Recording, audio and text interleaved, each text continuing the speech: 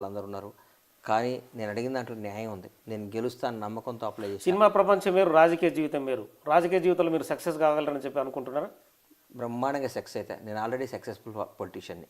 ఎందుకంటే పోటీ చేస్తేనే కాదు, జనం మనవలు పొందినా, జనం గుర్తింపు పొందినా, జనం అందరూ అభిమానించినా, నువ్వు కాంగ్రెస్ పార్టీకి పనిచేసిన 10 మంది మెచ్చుకోవటమే సక్సెస్. నేను సక్సెస్ఫుల్ పొలిటీషియన్ అని చెప్పుకుంటున్నా.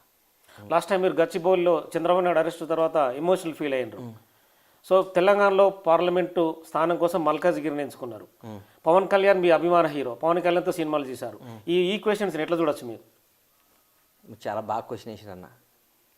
ఫస్ట్ ఈ రోజుకి కూడా నాకు పవన్ కళ్యాణ్ గారు అంటే ప్రాణం. పవన్ కళ్యాణ్ గారు అంటే ఇష్టం. ఇక మీరు చూసారో చూడదా, నా ఇంట్లో అన్ని ఆయన ఫోటోలు ఉంటాయి, కనిపిస్తున్నాయి కదా మీకు. నేను కాంగ్రెస్ పార్టీకి వాదని 2004 దగ్గర నుంచి నేను కాంగ్రెస్ పార్టీ. నేను అంతకుముందు ఏ రాజకీయ పార్టీలో కానీ ఇప్పుడు ఎక్కడ లేను.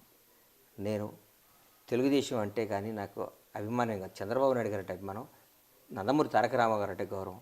చంద్రబాబు నాయుడు గారు అరెస్ట్ అయిన విధానానికి బాధపడి, చంద్రబాబు నాయుడు గారు అంటే నేను మీరు తప్పుగా అనుకోనంటే ఒక మాట చెప్తా.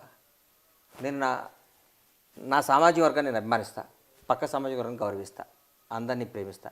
అంతేగాని నా వాళ్ళే గొప్పవాళ్ళు, పక్కాళ్ళు గొప్పవాళ్ళు గారిని నన్ను. పవన్ కళ్యాణ్ గారు నాకు దేవుడితో సమానం. రేవంత్ రెడ్డి గారు నా అభిమాన రాజకీయ నాయకుడు. స్టార్డమ్ బొత్స సత్యనారాయణ గారు అంటే నాకు రాజకీయంగా ఇష్టం. అట్లాగే ఎంతోమంది. అంటే ఏపీ సీఎం జగన్ ఇష్టం లేదా?